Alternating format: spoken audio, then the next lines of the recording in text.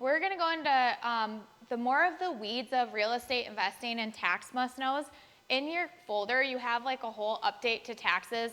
My accountant is an angel and sent that over. I said, hey, can I print these out? We have an event. He's like, you should take it and brand it. You don't even have to put me on there. I was like, I'm putting you on the last page. But these are so great. So those are in there. And then there's also a worksheet that got like in more wealth building. So this is just really healthy questions for you to go through and say like, hey, what does my wealth building look like? And I would say even quarterly, you guys should be having level 10s for your whole, outside of just your practices or businesses, for your life. You and your partner, you and your husband, you and your wife, just you in a hotel room, like what does this look like? And writing down and doing those hygienes. So that is for you guys to use too. So a lot of my history in like my properties, as you're starting to piece together, have been just grit. Real estate always made sense to me. And the fact that I could see my money, feel my money, that it appreciated in value. I didn't know at the time the value of the depreciation. And we're gonna get into cost segregation and bonus depreciation. If those words you're like, you're talking Chinese, me too. Like that's all I have to say until I saw it start to like work for me on my taxes and things. And I'm like, we have to know what these things are because it's so impactful. So I knew I wanted to get into it. I had a lot of people tell me I was crazy. I'm like, well, that's nothing new. And I just worked up. As you start to add a property, the thing is like when you go ask for money or when you try to purchase things, they want to know, well, if it goes south, what do you have to show for it? As you start to build property, you have more and more to show for it. So the same way that if you have a credit card at 20% interest, I looked at Odell, I'm like, people can't get out from underneath that. They don't understand. It's like, and I'm a math, like, been a weird kid, man. I was a weird kid. Like, I would like try to do the math and like get it to the T before the receipt came. I'm like, oh, 3 cents off. But like, the thing is like, if that is, you're having a 20% of interest and you're just like, I can't get out from underneath this. Apply that and think about being on the other side of that, where you're like, everything in my portfolio is just increasing. And these properties that we're paying on, everything's paying for it. And when I go to lend, like I have stuff to lend against. Whoa, I'm getting on the other side of having to be active about making my money. And my team hears that all the time. I don't even know what's in these videos. Project after project after project. What I did that was that I'd do different in the beginning is I would put my girls to bed and work. I'd paint, I'd put things up, I'd flip properties, I'd live in them because no one could lend me money at the time. I'm like, cool, how can I do it? Like, you can't tell me I can't. I just need to figure out how I can. I would live in them and flip them, and I'll tell you some of the ways that we do that. We still do crazy stuff like that. Like, we're staying in a new launch property over here right now because my lake house, I'm like, I just want to see, so I know, proof of concept is what I call it. Proof of concept if we put it on B&B, if my house would do anything, because we do the private rentals, and it accidentally booked through October. I'm like, sweet, okay, this is can actively make 20 to 30K. Now I know if I pull and do like out of state, or I know what I'm working with, right? But then I was homeless. So, and I keep telling them, like, do not let me rent this, because that would cash for like $3,500 a month if I didn't, but then I'd be homeless again. My mom was like, Abby, you cannot live with me. So anyway, that's how we kind of start to build, but that's the unlock that I want you guys to have. 90% of all millionaires do so through real estate. So this is an age-tested thing. And even if I don't know about stuff, if I hear the same thing from people again and again that are places I want to be, I don't have to know. I just need to be able to be to be teachable. I need to be able to be wrong, and I'm very, very good at that. Like, I'm like, I don't know. Oh, I can change that. Hey, I was wrong about that. I'm not, until I'm there, right? I'm gonna listen to people that are there. Every room I get into that people are building, I'm like, okay, so what do you do with your money? Real estate. Like, sometimes I've even been looked at and they're like, real estate.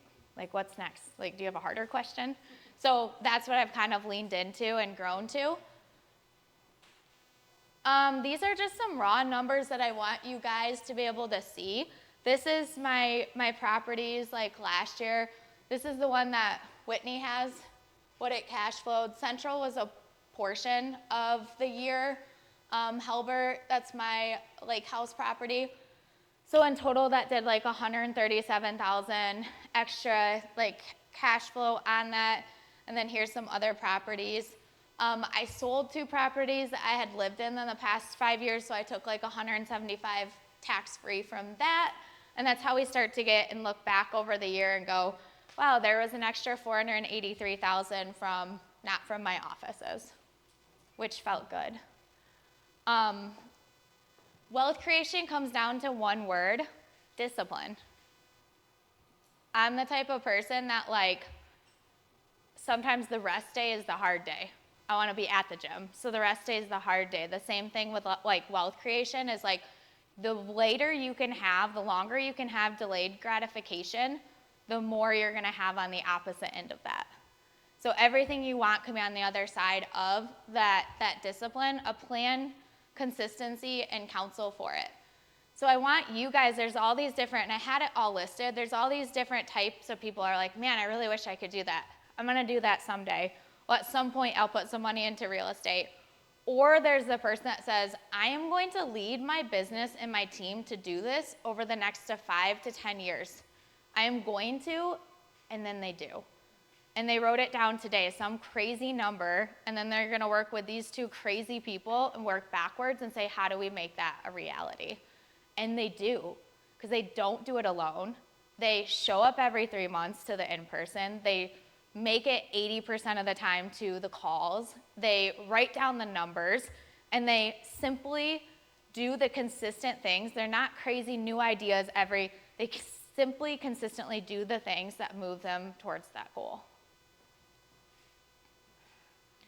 So real estate loans, just a global, residential, you can start with like a 30-year fixed.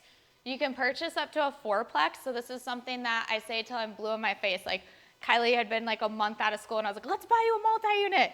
She's like, can I just like learn how to adjust first and blah, blah, blah. But I want that bug in her ear because I wish that's what I would have done earlier. You can live in 1 unit and rent the other 3. If you're buying it, a lot of times you can be you're purchasing it, so you can put a lower amount down, 3% to 5%. That means that you could get into a real estate deal at hardly anything. Versus like me now, if I'm not gonna live there, I'm putting 20% down. Start to do the numbers, it's a vastly different outcome. You want to, at any time you can avoid private mortgage insurance with 20% down. I would have wanted to do that in a past life. Now, I'm like, 20% down is a lot of money. Can I make more money with that money somewhere else? So everything I'm going to do, I'm taking through, it doesn't scare me anymore. Taking out money, lending money, the bank's your friend. You're just working with people to say, hey, I can make us both money. Commercial loans, so that's our residential 30-year fixed. A good way to start out, that's another thing is like when you do like Odell's duplex, you can also like purchase and you can do those loans again, right? Like you can purchase another property 6 to 12 months later, or move out. Things can change. You're not locked in to any one thing. Just like my lake house, I can say, hey, I'm not living in it anymore, it's a full time. My taxes are gonna change, my note stays the same on it. Commercial property is a great way if you're getting into commercial loan and you have what we have, which is amazing. We're healthcare providers. We need brick and mortars. We need offices. So there's an SBA 504 loan. This is like the same idea as like a residential loan saying a first-time home buyers. It's saying, hey, we will work with the government. The government's like, we're gonna help small businesses. The bank's like, we'll put up some, and then you get to be like, and I get to put down 10%, so a low amount. Those 3 things come together. The caveat is you need to occupy 51% of the space. That multi-use unit over there, we have the whole upstairs, we have most of the downstairs, it's 51% of the space. Legally, I'm allowed to have the Airbnb as a rental, also rent out space to the cafe, right? So the SBA loan's able to do that. That is a little bit more like 10% down, or it's not a lot more. The commercial real estate loan, you're gonna start to get into like, they want like 20, 25% down. So when you go to the bank and you're like, hey, can I just get a commercial loan? They're gonna ask for a little bit more down. Everyone tracking any questions on basic loans that we can get into for real estate? These are two ways to get your foot in the door on a residential end or on a commercial end. The other thing, you can work backwards on commercial buildings for ours and think about, you now own the building. So what I want you to unlock is you're going to pay rent to yourself for the building, which you would have paid in rent, and then you can buy buildings with the intention to rent it out. So you could buy it with the intention that I'm gonna have other people come together in this collective, rent rooms, rent spaces, 49% of it, and my goal is, I think an easy good start goal is, that's gonna cover the overhead. So my office actually doesn't have a rent. I knocked that expense out, right? You're still gonna charge them rent, but now you have cash flow going to an account that's for real estate. So yeah, we've done Airbnbs, high ticket, all of that. Where to start? Some people you would want you want a good accountant, a tax strategy team. We look on properties. For our residentials, we're on Zillow a lot. For our commercials, we're on LoopNet. Have a good team of realtors. 1, 2, 3 of my deals never hit the market. I get probably a call or text weekly, actually. Hey, do you want this commercial building? There's one down there that's not up. Hey, Abby, do you want to buy this first? I'm like, no. They start to get to know, hey, you're into Airbnbs. So start to brand yourself in that way too, with like realtors and people in town and stuff, because you'll start getting deals before they go live. LoopNet is a commercial real estate where you're going to look for commercial real estate and start making connections with lenders. She was just talking about Tara at KCCU. That's a credit union around. There's banks, credit unions.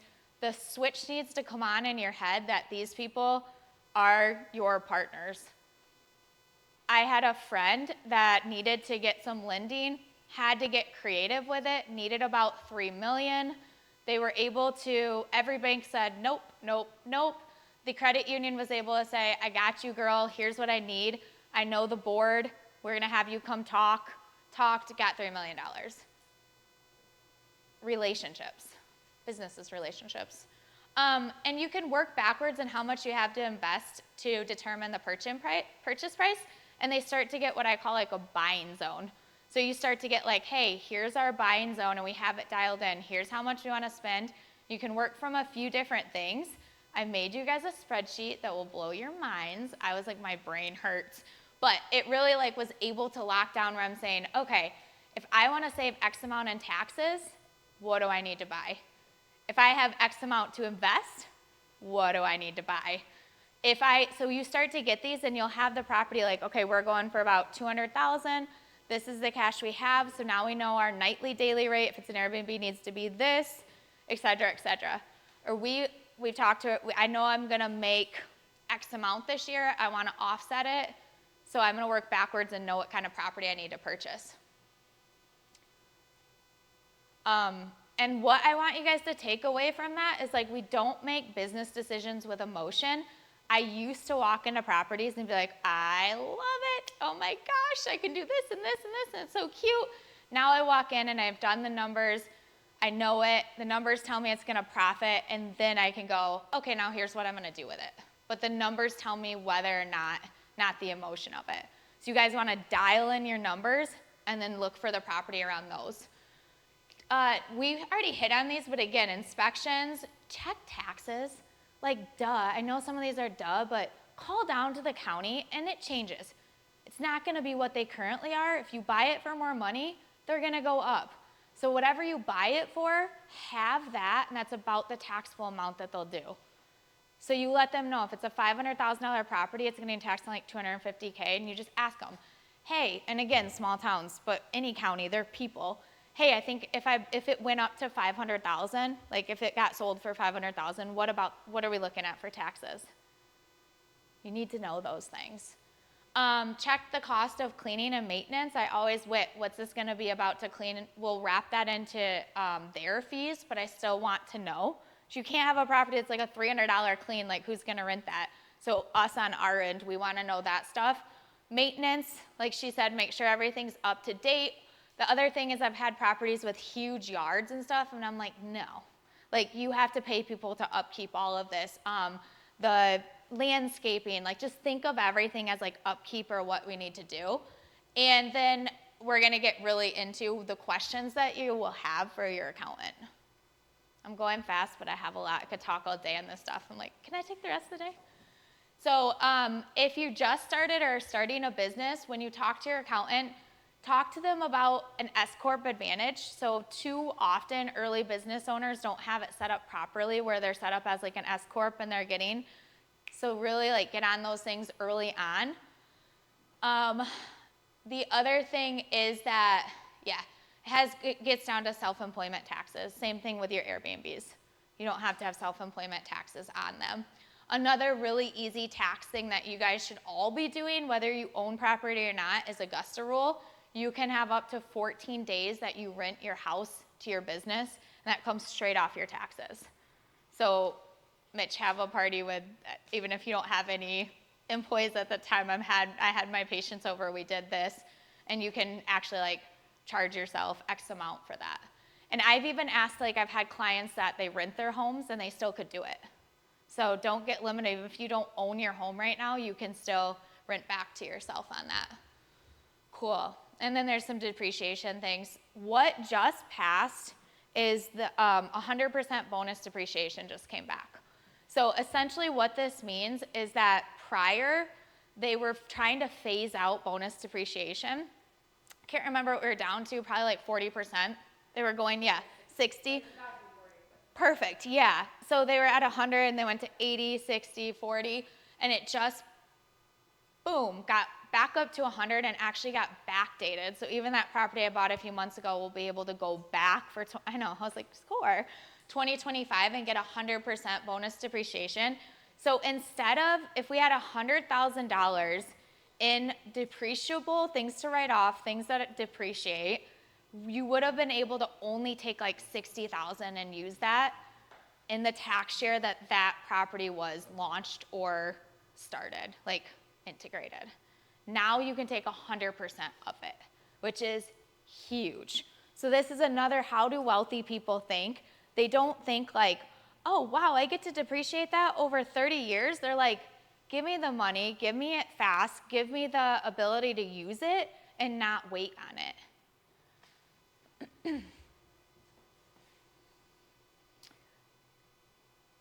Into the year that it's placed into service. And then cost segregation analysis on properties. These are not cheap, but again, this is a question for your for your accountant. And this is negotiable too. Big businesses or companies that come in and do cost segs, they can get expensive, but there's like people, they'll know somebody that can come in and do one for like $2,000 to $3,000. But essentially what it is that you can think about it on average. I just like to no one will tell you anything a lot of the time. So I'm like going through it, I'm like, this is what I've experienced. 20 to 40% of the purchase price is about what they go, okay, this is depreciable on a cost segregation. So it's like lights and lamps and inside and all of this stuff. So again, that faster depreciation is the unlock mindset. So what I want you guys to think is like, okay, if the property was $100K, the cost seg would probably come back at like 20 to 40,000. And now with 100% bonus depreciation, I don't have to do a multiplier on that, like a 0.6 or a 0.4. It's 100% of that. So now you can actually think like, okay, so I'm getting 20 to 40,000 on my offset on my taxes. Sweet, thanks. Could someone have just told me that? Like that is how I can start to look at properties and kind of know what we're gonna do with them and to work backwards from it. And then I cashed in on those. If you've owned or lived in a home for 2 of the last 5 years before the sale, you can take up to $250,000 of that in profit for federal income taxes. So maybe your family's like, this is gonna be our game. We're gonna buy a property that we intend to then turn into an Airbnb. We're gonna sell it within that 5, not pay taxes on that, roll that into a bigger deal. You don't have to do that. There's also ways that I don't know why I'm blanking on it. You guys probably know, but essentially you can just take that income that you made and put it straight into another property. What am I thinking about? Exchange. Thank you. So there are ways to do it where you don't have to, you can just put it into a property too. So those can be creative too. All right, so here's just a quick example on that to try to get this like locked in on bonus depreciation. You purchase $1 million commercial property. They say that 300,000 of it is in depreciating assets, and they're eligible for bonus depreciation, which means because it's back, you can take that 300,000 in your first year to offset your taxes. You guys starting to kind of understand what those things like are and do for your taxes? Cool. So we need to start to shift from like, oh, money in the bank isn't necessarily a good thing. When you start to see it just, oh gosh, I have 100K in there, it's not doing anything for you. Like, it's not working for you. You're actually losing money on it, and the same thing with cash. So we need to start to think about, instead of having big chunks of money sitting in the bank, although that feels good, it doesn't feel good to see your account go down 200K. You bought another property, but it does feel good to see it go up consistently. Cash flow is what you're after. You're after cash flow. You're after different assets giving you babies or making that money month over month, whether or not you show up to adjust a patient or not. And then it rolls into, because then I'm like, well, then what happens? Then the rest of it rolls into a normal schedule. So it's 27 and a half years for residential and 39 for commercial.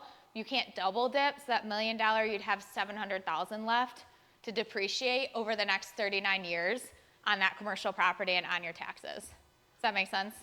And there are some things you guys do need to know that if you were to sell it, like earlier things, you want to plan for that too, because you've already taken the depreciation on it. Description of assets. Now I want to talk a little bit about like global wealth. That's in, like real estate fits into this, is these are all, these are all the assets that actually can go through bonus depreciation actually. We don't have to go into that, but I wanted you guys to understand that it's not just for real estate. If you buy equipment, also counts. So these are bugs to start real estate, but for those of you starting up, like your equipment and stuff too, that's gonna come back too. So everything that you do starting to shape that form of business and business-like activity. Yeah. So on your depreciation, go back to your depreciation. Yeah.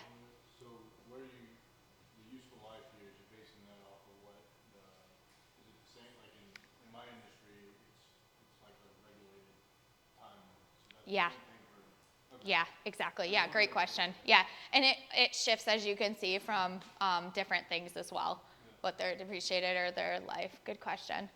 So business and business-like activity, being able to do that.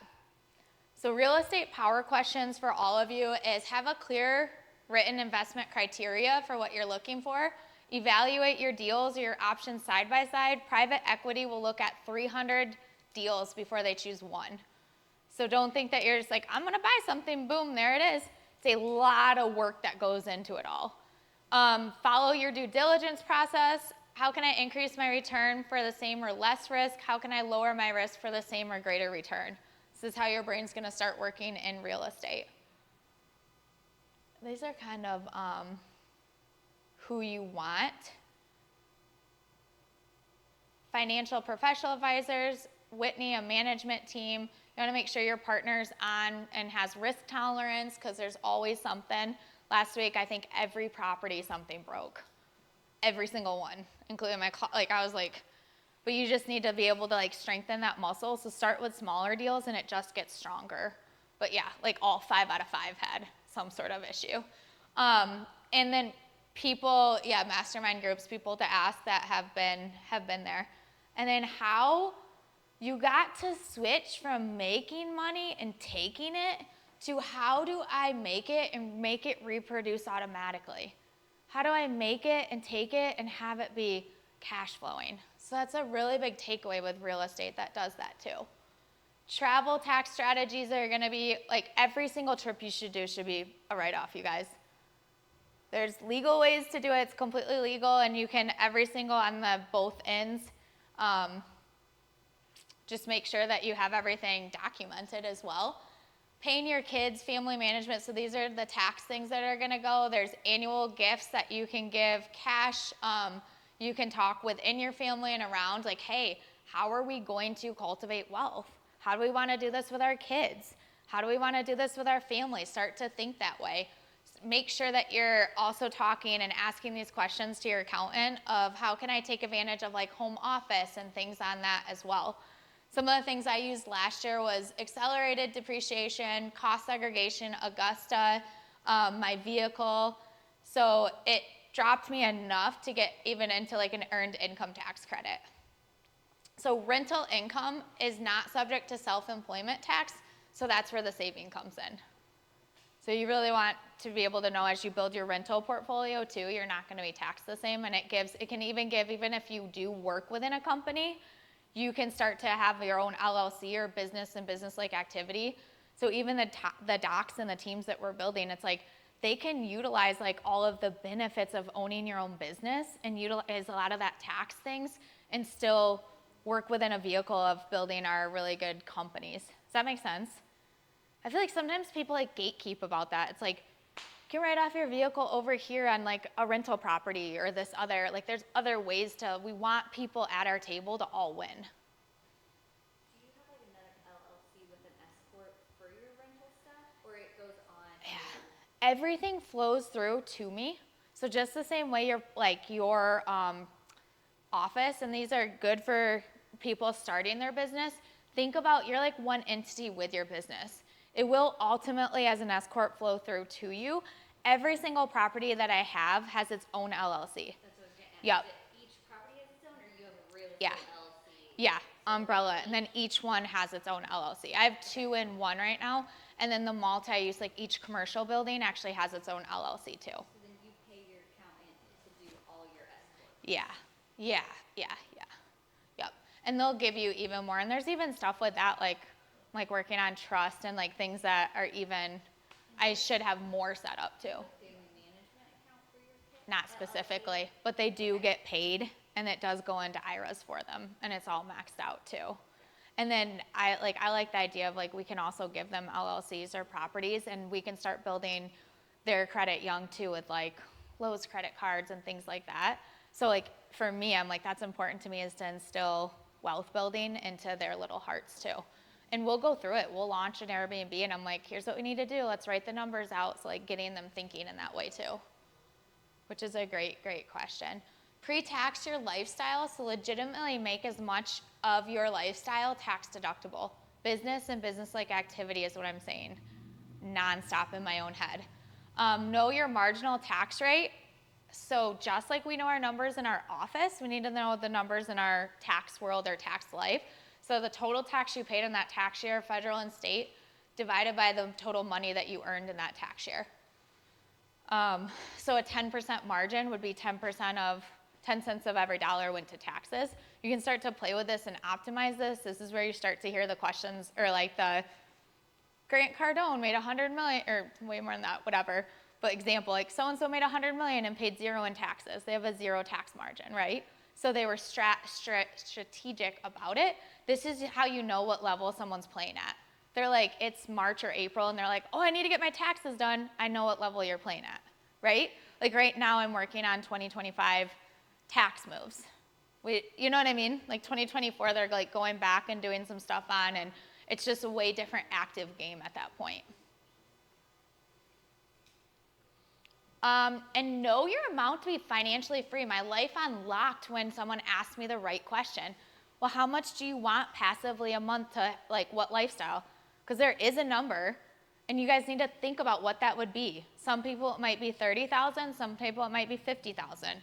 Think of that number. What do I need to make monthly with not walking into, working within, doing anything, launching, showing up anywhere. Like I don't need to be anywhere or add value in any way. What comes into my lifestyle to be free? And now that just unlocks what we get to work backwards from in that. That like changed my whole life, that one question.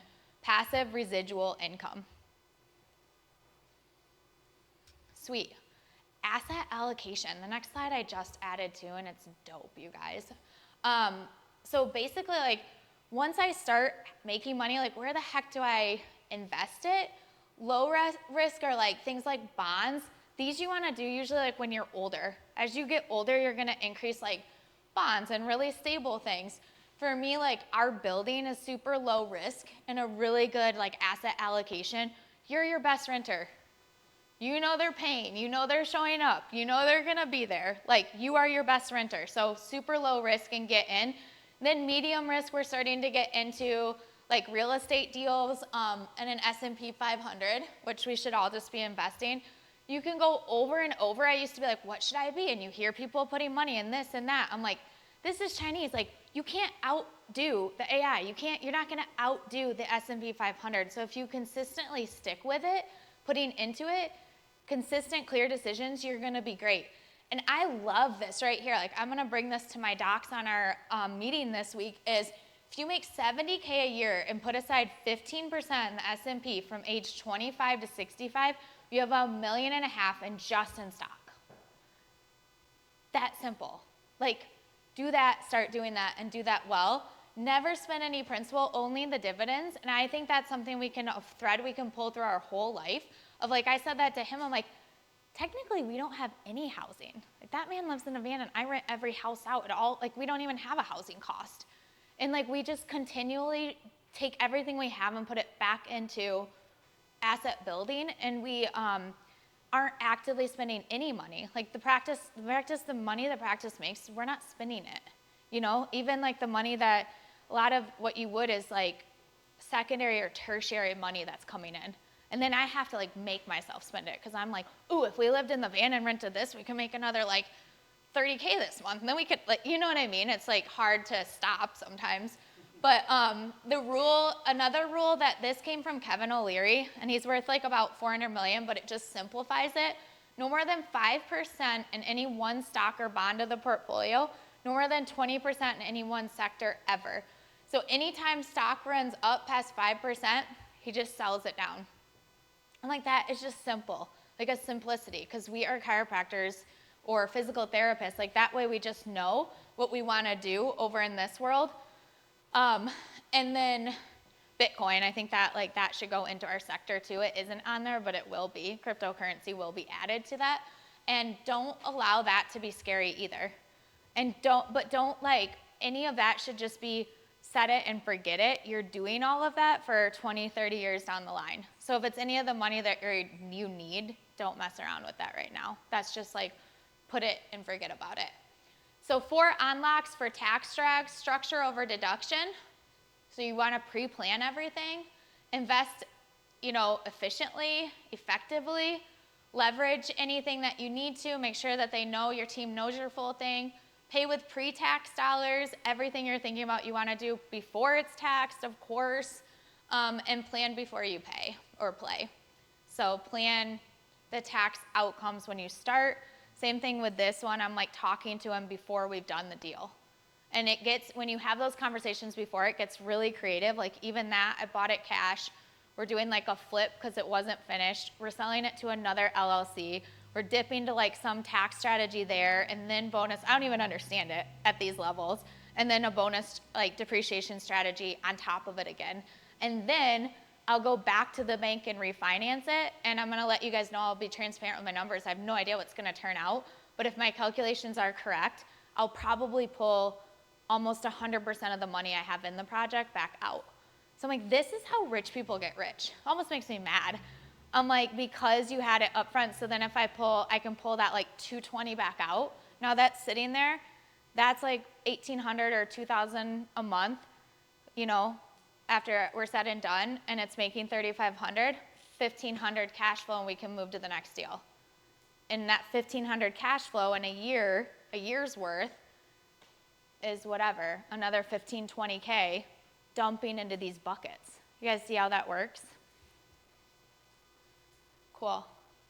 Okay, so I made you guys this really insane sheets, Google Sheets. I will explain how to use it for you, but I wanted all of these core values of like some of the stuff that helps me when I'm looking at deals to be somewhere. How the Google Sheet comes up is if it is a color, that's the only thing you're putting numbers in. Everything else will auto-populate and auto-change, and it'll go away from being yellow once you get the number in it.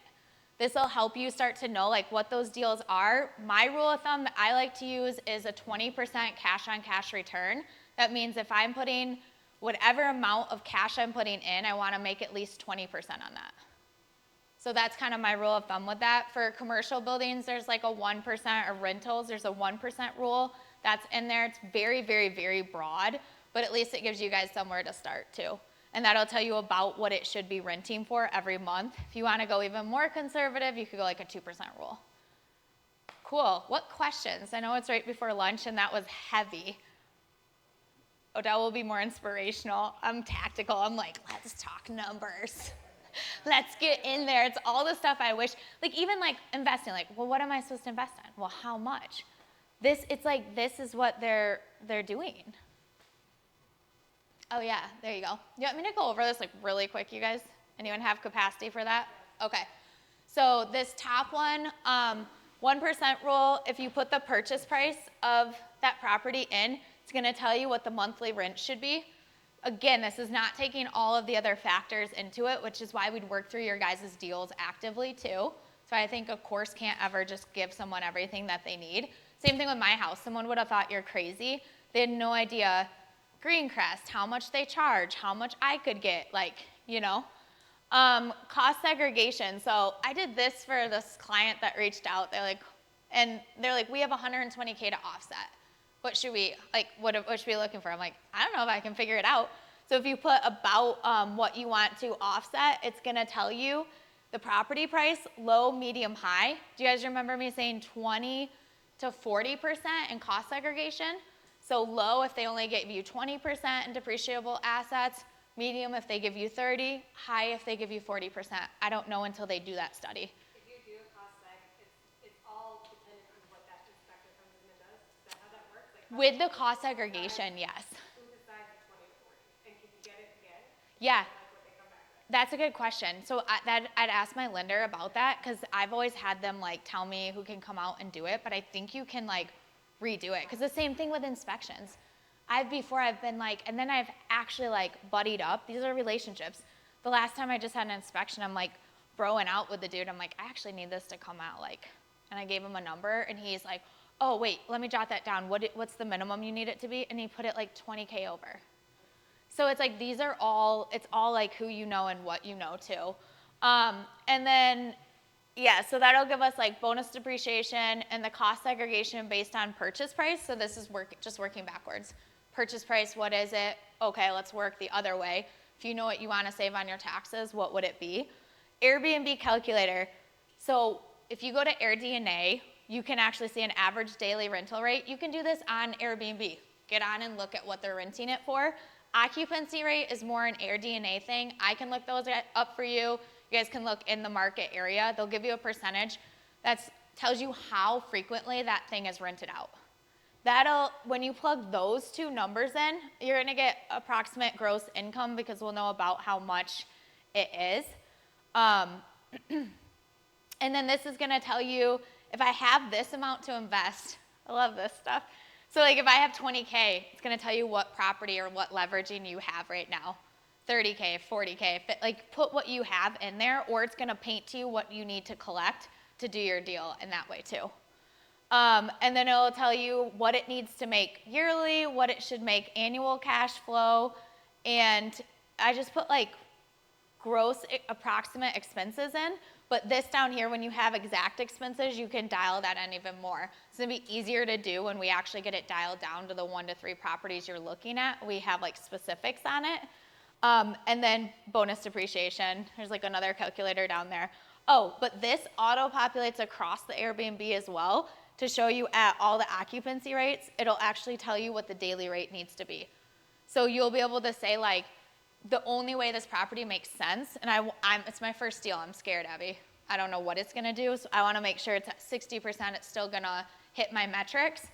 Oh shoot, that means the daily rate needs to be $300 a day, like that deal doesn't work. Or it comes up, it's 175, you're like, those go for 225, like I've checked every single box to control everything I can to be successful at this deal. If it doesn't work, welcome to real estate. 80% of the time it's gonna work though. Any questions? I know, I was geeking out, man. Sweet. Yeah, I was like, okay, let me put everything that I think. And then again, it's on a 20% cash on cash return. So the thing this doesn't take into account, you're making 20% back on your money. Your house is also increasing in about like 3%, sometimes more, 3 to 6% value every year, and you got depreciation off of it too. The stock market for to checks and balance on that is like 8 to 10%-ish, 8% average over lifetime. So even if you halved it, you're still winning with real estate. Like, in my head, I'm like, even if it did a 10% return, that's what the stock market's doing. Like, so I can at least play around here, and then I'm starting to find, like, it's not a 10% cash on cash. Like, the property I'm going to do there, it's going to be like 110% cash on cash return. Because I'm, like, getting my money back with it, too.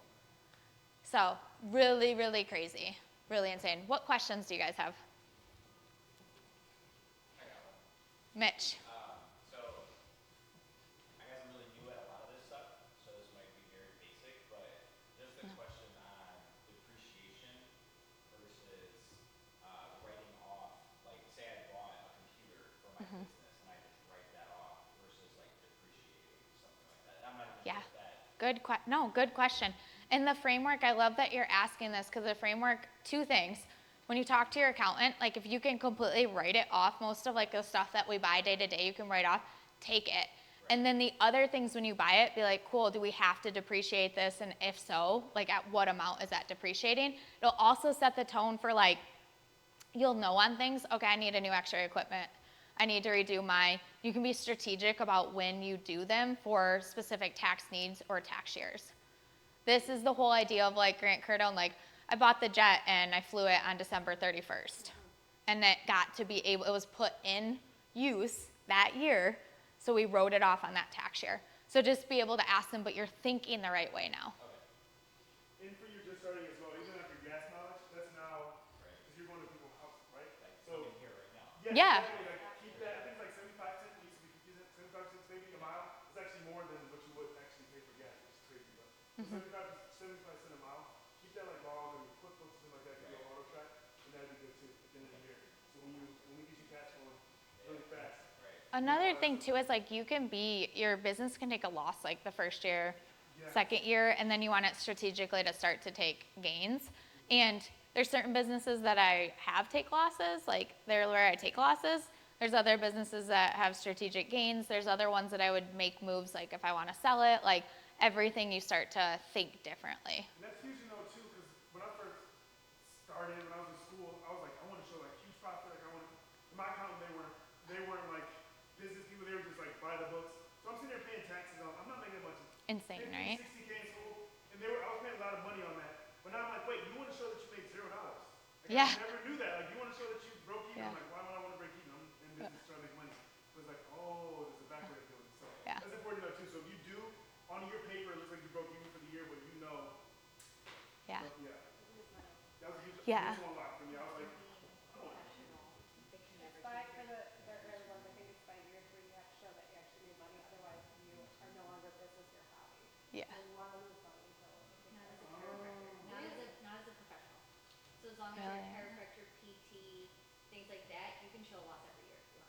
PLLC or is it doesn't matter if it's PLLC or LLC? Yeah, they just changed the law recently. Our lawyer told us about it. Because Sweet. we're chiropractors, so definitely check it. Yeah. But like, cause we don't, we wanna show Yeah. a gain because we wanna sell it.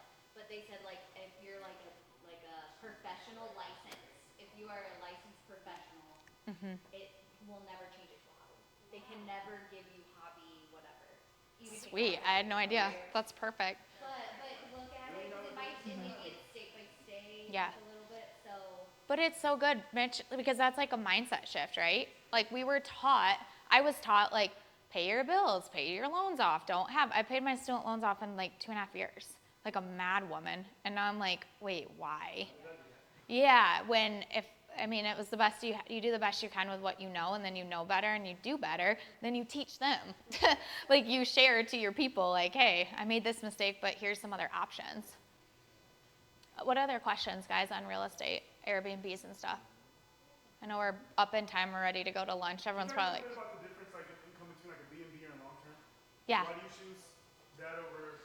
So everything has like an opportunity cost. Long term, you can set it and forget it a little bit more. They're way harder on your properties. So what I've found is like long term, they're just harder, which people look at Airbnbs and think, oh, they're gonna be harder on that. Like, no, your cleaning team goes in, cleans it in between. People are there unpacking, they're vacationing. I had guys in for like a month and we had to repaint walls, deep clean windows, change out carpet. Like when people live there, they live harder. The other thing is that the amount that that you can rent it for can be vastly more in an Airbnb. Even at like a 50% occupancy, a lot of times that's even more than the long-term rental amount, which is really, really cool. And the other thing I like to play with too is if there is anywhere you want to use a whatever mortgage, it's like technically you just have to live there 51% of the time. So I've even ran numbers on certain properties like my house. That's what I played in the beginning. I'm like, let's go. Take me to court. Like I lived there 51% of the time. And I really actively did and still could bring in 100,000 in 5 months in the summer, 4 months in the summer. So there's like some options on those things too. So that I would say are some pros and cons. The other thing that I'm learning about, we always speak to things that we have done or do, but where you're gonna see me get more real estate professional status and some short-term, there's some like short-term with the, loopholes with the short-term rentals, which is really, really awesome too. That's what I was gonna ask you about, just because you have to Yeah. say that you're actively in it, right? Yeah. So, like, I just wanna know, have you done that yet? Yeah. You're working on that. Working on it, yeah. And I think that they, This is my thing with you, is like, Yeah. I wanna do this, but I don't want to acquire assets that I have to be physically in. 100%. Short-term, Yep. loophole, The, you have to physically be there. yeah, the biggest obstacle that my accountant was like, he's like, is if you were like, I actively work 40 hours in my office.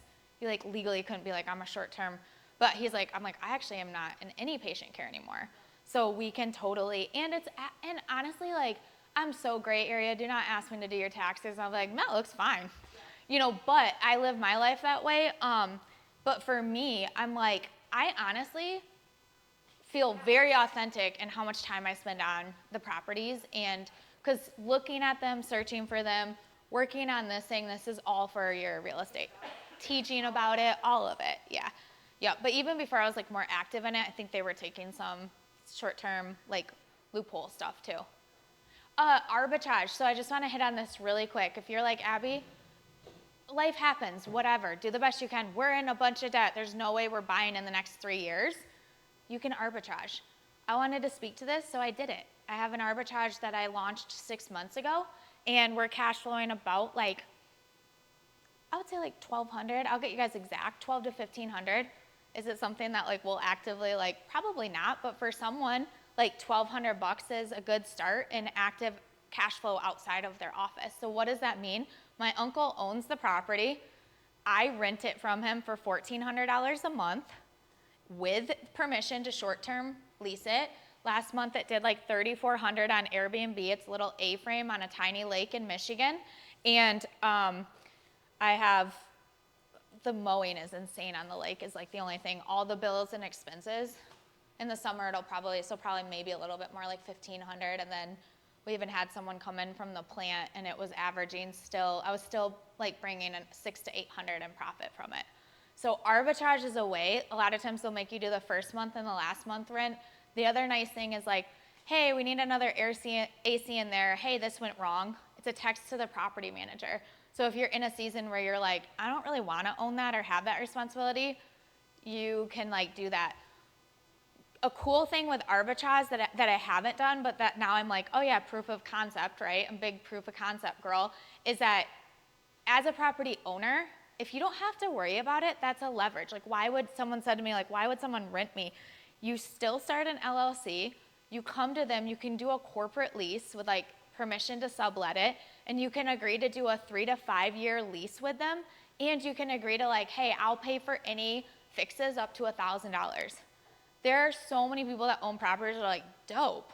You're gonna improve it, you're gonna take care of it, you're gonna lease it for 3 to 5 years, and you're gonna fix anything so my phone doesn't ring up to $1,000, like, have at it. And you're gonna pay me $1,500 a month.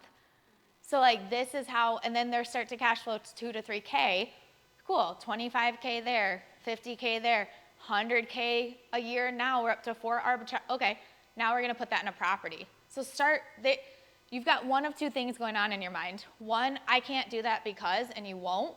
Or, sweet, how am I gonna do that, and you will. It's the bottom line. You do it for apartments and stuff as well, right? Oh yeah, Nashville, like different apartments, like, yeah. It was like find your game. I feel like find your game on what it is you want to do. Like some of you might be more handy with a little bit more time and want to fix it up yourself. Like find your game. Some people do flips. Some people do arbitrage.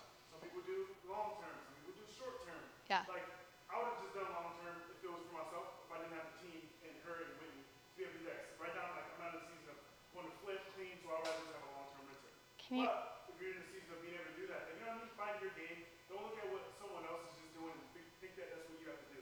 Because we have friends that are doing very different things. Some people only do commercial. Some people flip commercial. People flip small. Some people develop. Like find Yeah. your game, stick to it, and build your blueprint. yeah, Just like we do in our offices. Some people have different yeah, yeah. I do Membership. I do this, I do PT, I do hour appointments, I do 10-minute. It all works. Yeah. It all works. There's a million ways to get to $1 million. I think it's just so cool. It's what we started the day with. It's like, in 3 years, what do I want this to look like? And have those conversations in the car today or at lunch or whatever. It's like, what do I want my life to look like?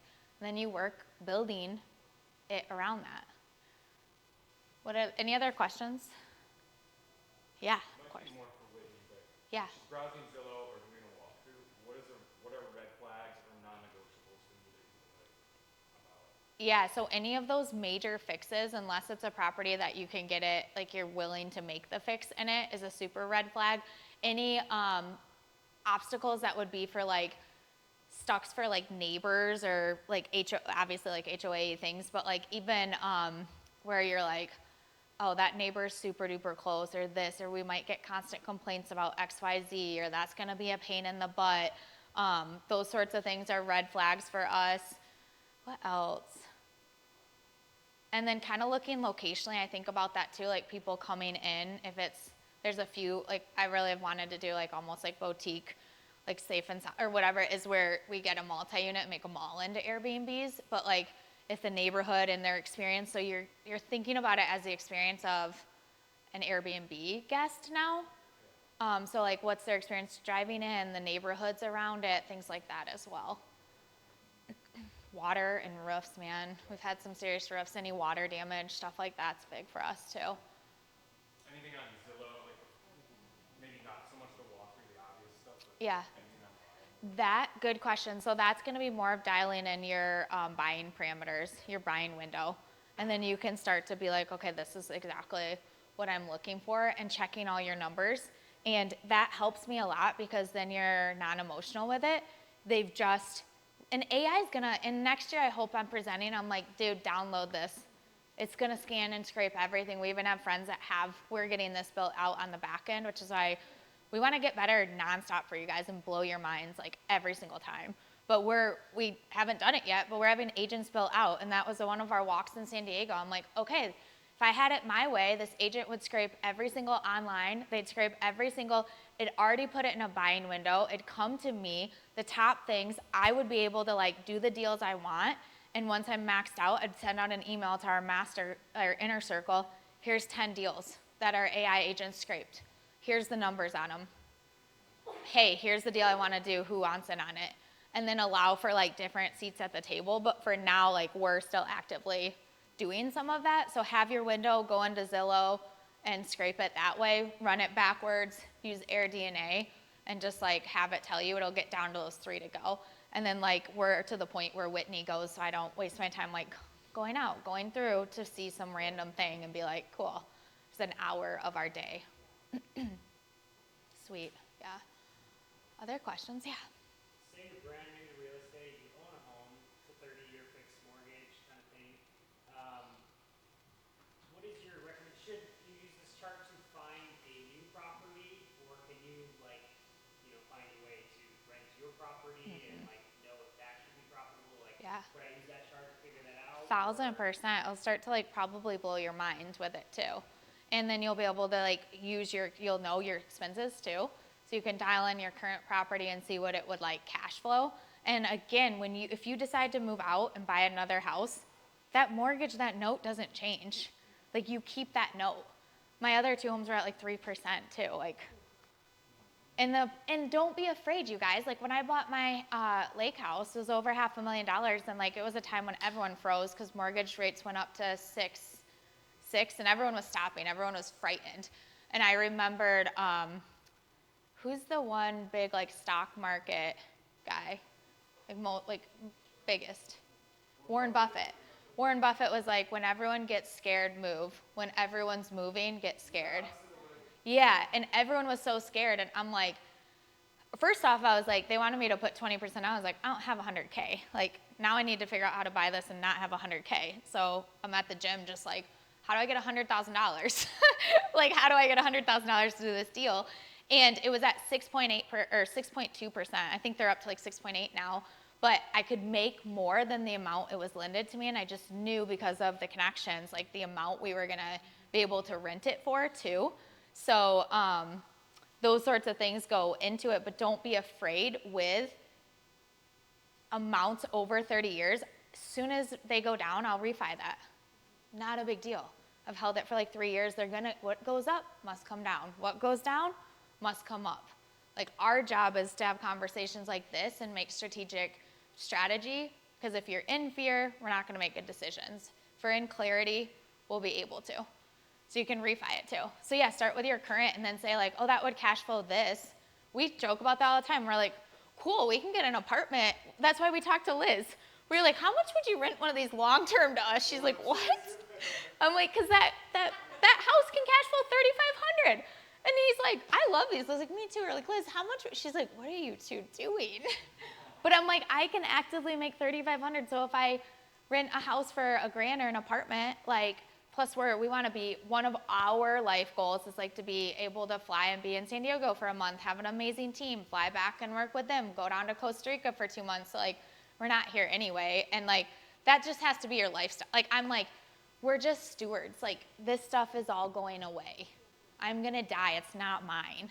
So I just think of properties that way too. It's like, you get to steward it for a time. I think of my practice that way, actually, to be completely honest. Like, these people aren't mine. This isn't mine. This was a vehicle. It's a vessel. And then Dr. Kylie or Dr. whomever is supposed to is going to come in, and they're going to leverage it to create whatever their perfect life is. And maybe we're insane. Like, a lot of people don't want to live in a van by the ocean. You know, like, some people like to be like one place, and that you can build too.